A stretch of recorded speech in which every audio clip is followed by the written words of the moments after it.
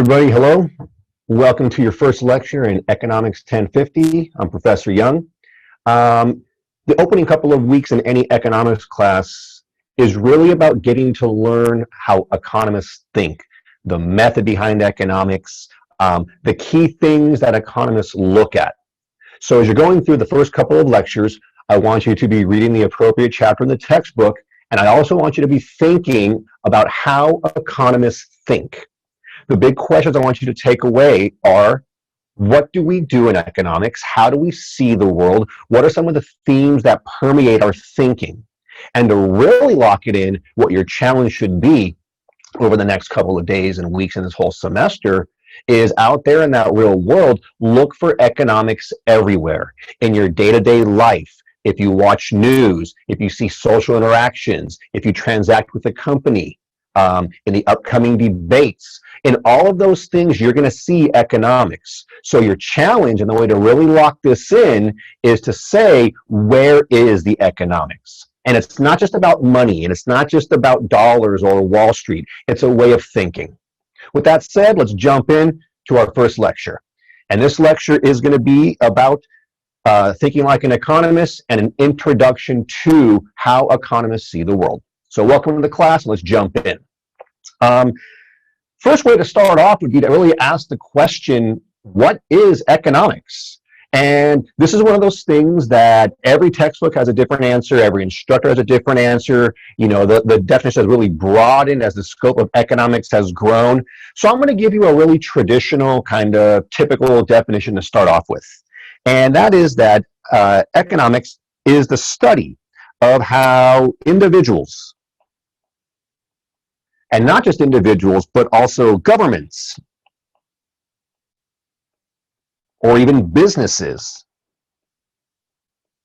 how any entity, individuals, businesses, governments, families, how those entities make decisions. And that's a critical thing here, how they make decisions under conditions of scarcity and of the results of those choices for society. Now, there's a lot going on in that sentence. Let's break it down real quick. When we talk about economics at its core, we're talking about decision making. And we're talking about decision making because of the reality of scarcity. Economics is rooted in this idea of scarcity. Scarcity being the condition, basically, where as individuals or as governments or as nations or as companies, we have pretty infinite needs, infinite wants, infinite desires. We always want more, more, more. Scarcity occurs when the resources to satisfy those needs are limited. And those resources are limited, and we'll talk about those resources. If you've had economics before, you know that the main resources are land and labor and capital, and that entrepreneurs combine those resources into the goods and services that we consume. Well, if our desires are fairly unlimited, but at the same time the resources to satisfy them are scarce, we have to have economics because we have to make decisions. So at its core, economics is the study of decision making under conditions of uncertainty and conditions of scarcity, okay? I also want you to consider economics to be a framework, because at its core, what good economics is it's a framework. It's a toolkit that allows you as a student, as a citizen, that allows business owners, that allows government policymakers to systematically analyze issues, to ask important questions, and to make decisions that ideally maximize the well-being of society. So you can think of economics by definition as the study of decision-making, but you can also see economics more broadly, and I really like this way of thinking about it, as a toolkit, as a way of thinking, as a set of ideas and conceptual frameworks that help you make sense of the world, that help you make good decisions, that will help you to become a good citizen, a good family member, one day a good, hopefully maybe business owner or a worker, policymaker, whatever it's going to be. Okay? So economics is a framework, it's a toolkit. And one of your goals, one of your jobs in the next 15 weeks is to ask what those tools are, to understand those tools, the definitions, the graphs, the mechanics of them, but more than that, to take those tools off of this, Zoom University lecture or some whiteboard, maybe if I see you guys one day, and put it in the real world. Okay, so that's what economics is. In economics, we typically have a couple of ways to break it down. The most traditional and common ways are to break down into microeconomics and macroeconomics. And as the name suggests, microeconomics is sort of small economics. Microeconomics is the study of decision-making, but at the individual level, the individual consumer, the individual company, the individual market. What should you have for dinner tonight? Should you have a pizza? Should you have nachos? If you have a pizza, where should you get it? If you decide to get it at, Domino's, how does Domino's make a decision to serve that pizza market? So those individual functional questions of individual households or businesses, that's microeconomics. It's really big on the study of markets, on win-win interactions and exchange, and on some of the rules and institutions that make good trade possible. On the other hand, macroeconomics, as the name suggests, is sort of like big economics. And macroeconomics is what you would see like when you watch the news or when you read a newspaper, those big national level, high level, what we call aggregated national level information and decisions. That's macro. So macro is going to take a look at things like inflation and unemployment, at international global trade, at the stock market, at the factors that drive the economy as a whole, as a big entity. So that's microeconomics and macroeconomics. Another way to think about how economists think is that economists can make either positive or normative statements. This is one of the reasons why economists often disagree. People will say, I don't understand why you have this theory of knowledge and you have these ideas, and yet they still butt heads. Well, it comes down to the distinction between positive economics and normative economics. Positive economics you can think of as statements that attempt to describe the world, we'll say, as it is. Factual statements tend to be considered positive statements. The U.S. unemployment rate is this. The market for pizzas is that. The stock market is at this valuation. All those different things that are factual, typically data-driven, are going to be considered positive statements. Normative statements, however, are statements that describe the world as the speaker believes as it should be.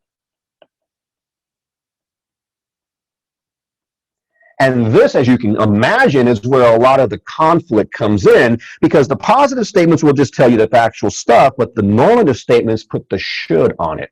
So a positive statement, for example, would say that there is income discrepancy among regions in the country, among genders, and among ethnicity in the country. That's a positive statement.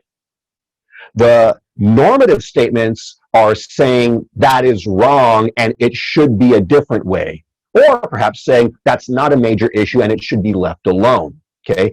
If you're going to disagree on an issue, it's going to be a normative issue, a normative statement, because that's people saying this is how it should be, okay?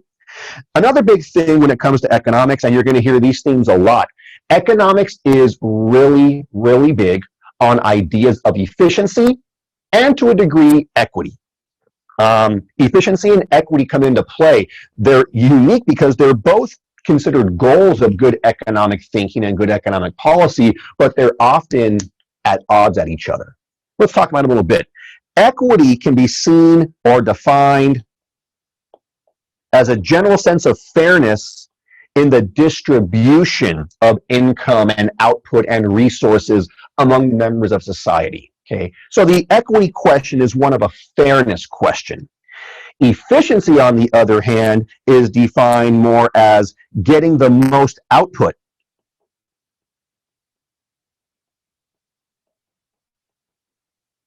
Getting the most output out of society's available and scarce resources. Again, you can kind of see how there's going to be a little bit of positive thinking there, but also some normative thinking and probably some grounds for intellectual dispute on this. Efficiency is simply saying Given these scarce resources, let's get the most use out of them. Let's not waste. Equity is saying, let's make sure that the distribution of that is evenly spread, more fairly spread. And there's a lot of disagreement about these things. There's no real right or wrong answer, but the general idea in economics, while efficiency is not the only question, because obviously equity questions come into play, economists would typically say that your efficiency question should be your first question. That should be your first priority. And the answer, or the rationale for that, is a society that's operating, or an economy that's operating more efficiently, is going to have more resources to give to more people. So people would argue, economists would argue, that equity is better achieved through an efficient economic system. Okay? So those are some basic ideas about economics as a definition and about kind of that toolkit. When we talk about toolkit, it's important to understand that economists see the world in a very unique way. And there's some basic ideas, some key tenets, some core statements that define economic thinking. Let's take a jump into these really quick. I put these in bullet points. They're in no particular order. Your job, again, is to not only internalize each of these, but to also see how these concepts are actually out there in the real world and how they affect you, and then ideally take these different tenets and kind of integrate them and mesh them into a system of economic thinking. Get that toolkit working for you, okay? So the first and probably the biggest thing, as we mentioned, is that scarcity is everywhere. Economic thinking is grounded in the idea that scarcity is everywhere. Note that scarcity is not the same as poverty. Poverty is a specific definition. Scarcity is a general lack of resources to satisfy society's infinite wants. We can argue, that the richest person in the world also faces scarcity. May have a bunch of money, but his time is limited. And if he makes a choice to do one thing, that inherently means he can't do something else. So we believe that scarcity is everywhere. And this idea of scarcity being everywhere has really important spin-off effects, has really important kind of lines of thinking that stem from that. So let's first define the scarcity principle, which is also known as the no free lunch principle. And this is just a basic idea. It is that we have infinite needs and wants, but the resources available to us are limited. In other words, they're scarce. Therefore, and here's the no free lunch part, since we have infinite desires, infinite needs and wants, but limited resources, acquiring more of any one thing usually means we have to settle for less of something else. In a world of scarce resources, whether it's scarce time, scarce attention, scarce money, scarce land, labor, scarce anything, doing more of one thing requires that you have to do something less of something else. If right now you've said to yourself, I'm a few minutes in, this lecture sucks, and I'm out, you're giving up this lecture to do something else. But if you decide to stick with this lecture, the fact that you spend, let's say, 20 more minutes with me on this video is 20 minutes that you don't have to do something else. You can't work, you can't earn money, you can't sleep, you can't talk to a friend. There's a lot of things that you might want to do if you weren't with me right now. Because of infinite desires versus finite resources, you have to make some sacrifices. The condition of scarcity implies just that you have to make some sacrifices, that you have to ration scarce resources. Nobody likes the rationing idea. Nobody likes the fact that if you get something, I might not get it. But the reality is, rationing is a logical extension of the principle of scarcity. Because if there's not enough to go around, any economic system, any society, any business has to decide who gets the resources and who doesn't. The condition of scarcity also leads to competition for those scarce resources. We're characterized by a competitive society, and some people love it and some people don't. But what a lot of people don't really want to get their head around is the competition is inevitable. Because if you're having a condition of scarcity and there's not enough to go around, society has to determine, it has to ration who gets it and who doesn't. And that question is going to lead to a competition for resources. It's interesting to note this. Typically, we compete for the resources that allow us to acquire more things. I put an example question here. Why are you in college? Why are you here? You say, oh, you want to get a degree. Okay, that makes sense. And you say that you want to, learn some economics, with some jabroni like me teaching it. Okay, maybe. But, you could be working right now. Why aren't you working? You could have said, you know what? I don't want to go to Zoom University. I'm going to take a gap year. I'm going to go make some money. You could have made 30, 40, 50 grand this year.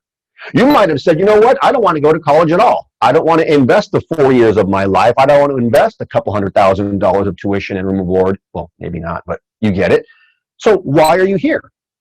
And I would offer to you that most of you are here. I mean, some of you are here for the noble reasons that you want to get better, think better, you want to be part of something bigger than you, which is great. But at its core, most people go to college, you can admit it to me, I teach economics, I won't hate you for it, to make some money. You realized early on you're going to make more income over the course of your life with a college degree than without one. Now, some people would say that that's greedy, that's whatever, but you know what? In economics, it makes perfect sense. It's rational.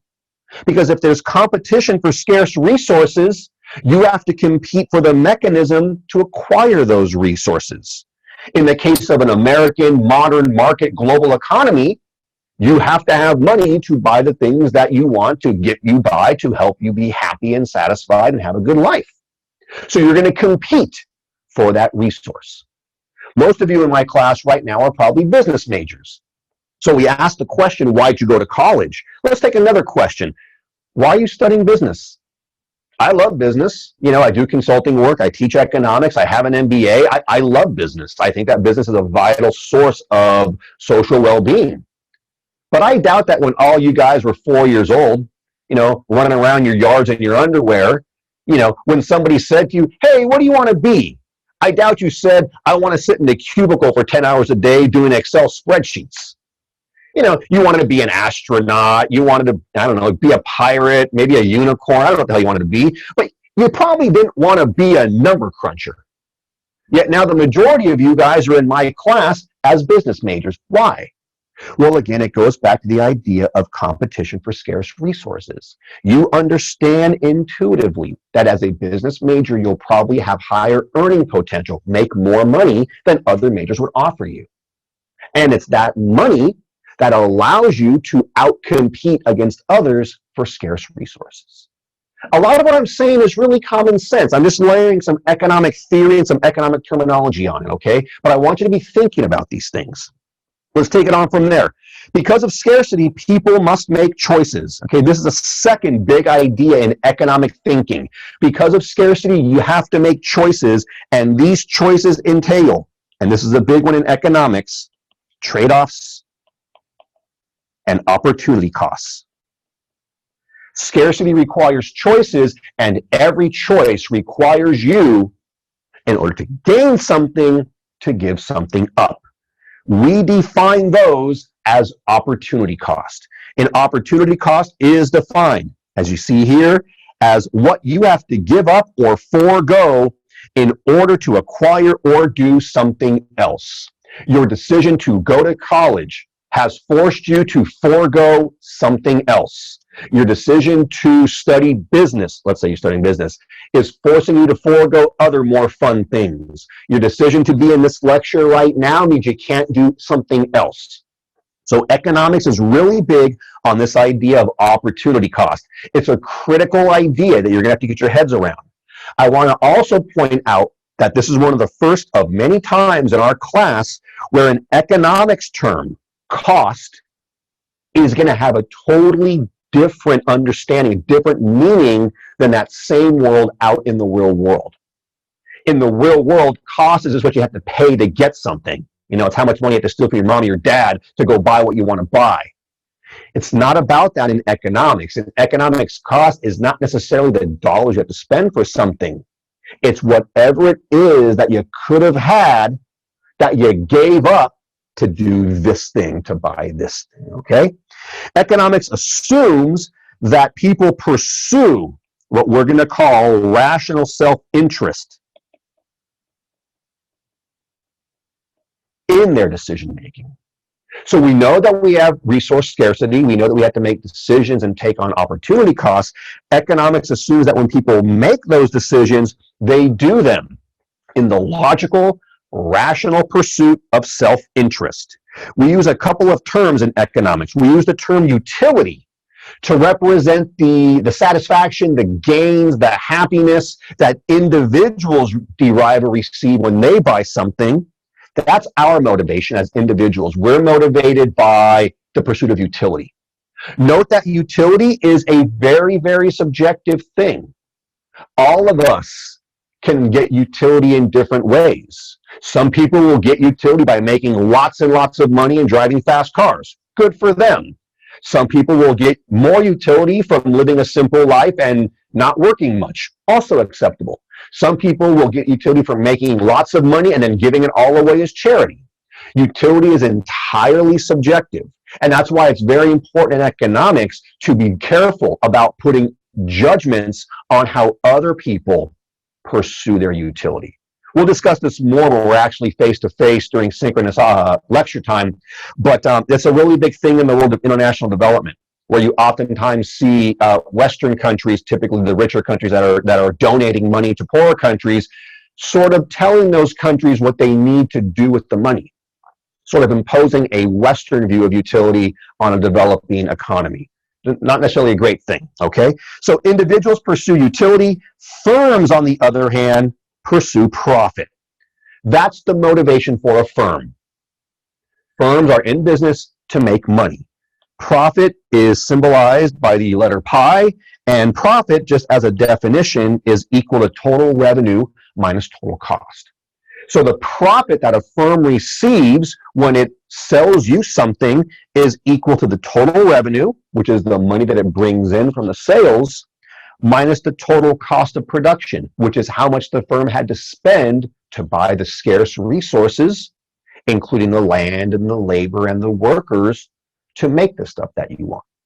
It's important to know that this idea of individuals pursuing utility and companies pursuing profit implies that while lots of people say that businesses and households, that us against them is really a butting head thing, they're out to screw us or whatever, economists take a slower approach on that. Because if you look here, it's pretty clear that we only get our utility if the companies make what we want, and they only get profit by serving our needs.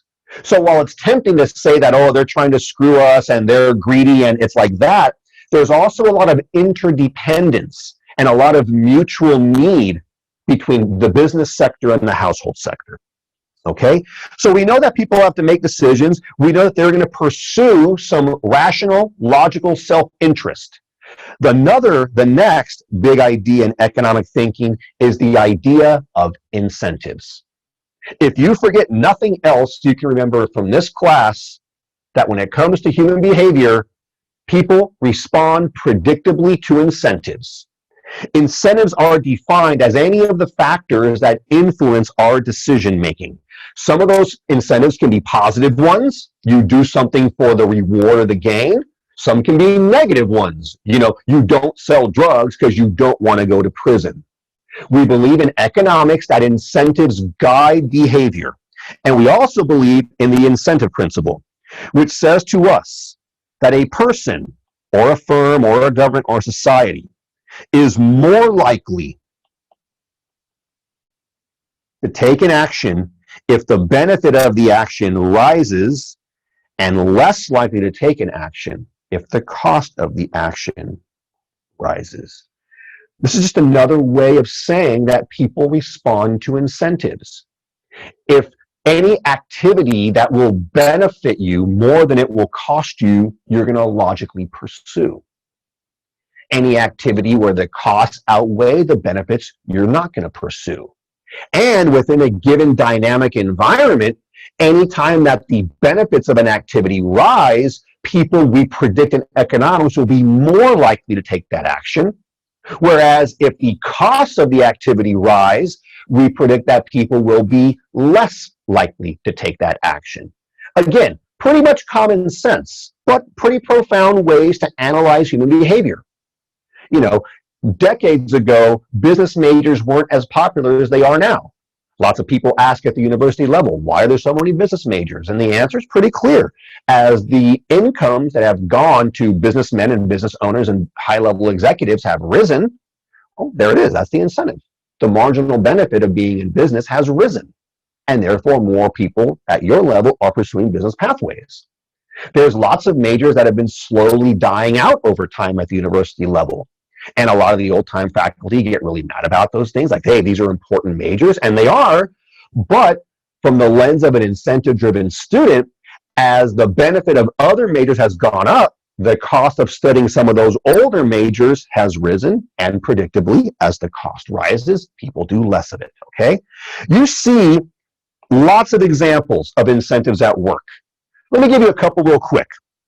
I don't know if you guys knew this, but Australia was, the first Western people were effectively British prisoners. Australia was a British prisoner of war camp.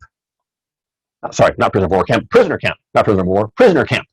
So in other words, if you were living in Britain and you were just a pain in the ass, they were shipping you to Australia, which is part of the reason why Australia is such a fun place. It was founded by convicts. What do you want, right? Good beaches, good beer, good food, good people. But back to my story. In 1787, British prisoner ships would put prisoners on board in Britain and take them across the ocean and dump them in Australia. In 1787, 1/3 of the prisoners died en route. Now, even for a law and order society like Britain, this was excessive.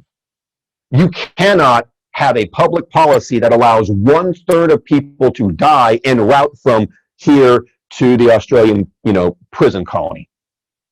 They thought about all these different things. They looked at all these factors. They looked at nutrition and health and this and that. And finally, they had a proposal.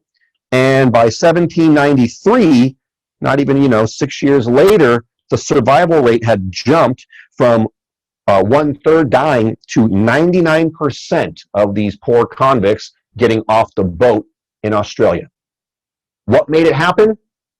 It was simple. Under the original terms of the agreement, a ship captain was paid for every prisoner who got on his boat. In 1793, Britain changed the law. One little tweak, one little turn, one little switch. And they said, you're no longer getting paid, Mr. Captain, for the prisoners that go onto your boat. We're only going to pay you for the number of prisoners that get off your boat. A small little wording, a small little tweak that fundamentally changed the incentives of the captains. Now they had an incentive to provide what the prisoners needed en route to survive. Changing tax rates is a big one. People will typically work more, companies will work more if tax rates go lower. Because if tax rates go lower, you keep more of your income and there's more incentive to work. There's economic analysis that suggests that when tax rates get too high, the propensity of people to work changes. It's not shocking. Excessively high tax rates take much more of your income from you. And you say to yourself, why am I putting in all these hours? I'm not keeping on. So people tend to work less or retire earlier, okay?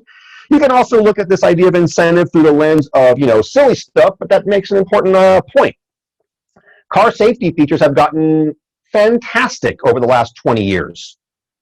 The number of fatalities per crash in the last 20 years has fallen dramatically, right? That's because of all these car safety features, right? Airbags and crush zones and all these fancy technologies that can keep you safe if you're unfortunate in a car accident.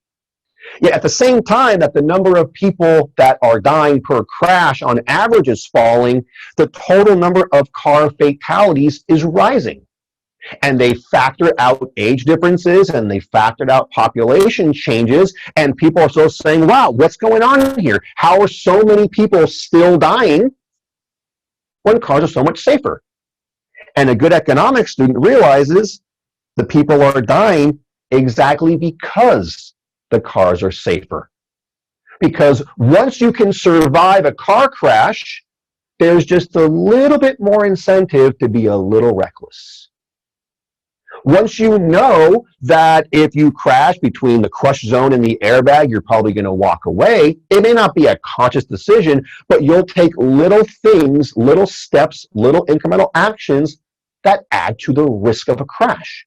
So while the average number of people dying per crash has gone down, the number of crashes has gone way up. I predict that that's happening. I suspect that that's happening because most people realize it's not as dangerous to crash anymore. So you're gonna, be a little bit more likely to look down and send that text message when you're driving that rocket on the freeway at 90. You're going to be a little bit more likely to, mess around with your friends and joke around and not watch the road. Some soccer yuppie mom's going to be more likely to put her makeup on in the car while she's driving, and predictably people will crash. I myself, being a slightly cynical individual, I have a fantastic plan to get rid of all car fatalities using the power of economic incentives. Here's what I would do. This is the ERIC plan.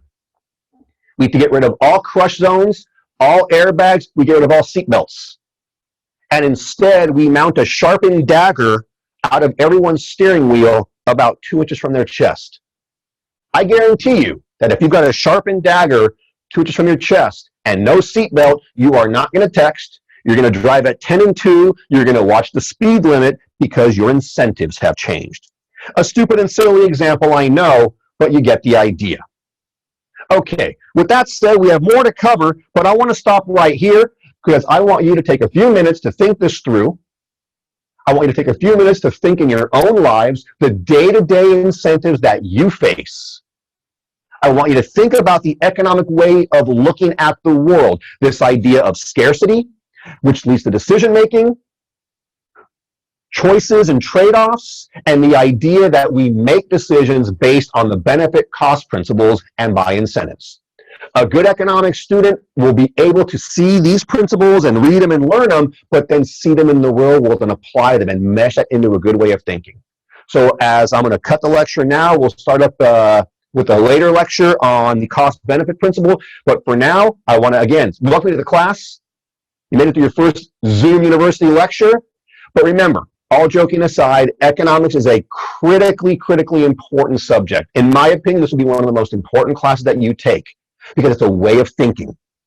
I want you to recap, to think through this lecture and look for good economic thinking in the real world. Thanks for your time, and I will talk to you guys soon.